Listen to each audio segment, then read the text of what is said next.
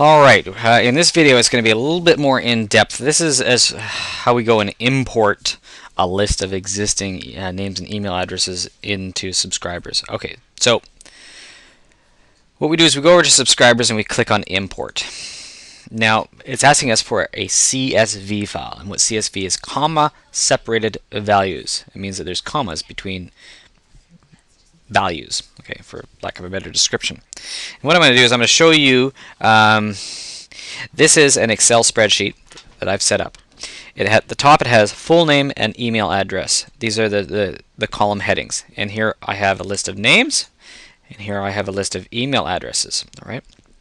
Now you can copy this, you can get this information from a number of different sources, but it needs to be within two columns, names and email addresses.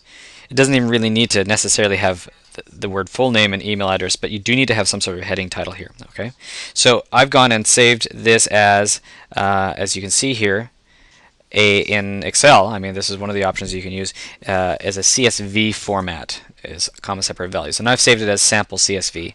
And just to show you what this looks like in a text file, it looks like this, and this is just like our example in the text tutorials, and it exports it just all the same way. Alright, so moving along, I'm going to move back to where I can browse and go to the desktop, and I'm going to go and select sample CSV. It has to be CSV, not an Excel spreadsheet. So CSV, I'm going to hit continue.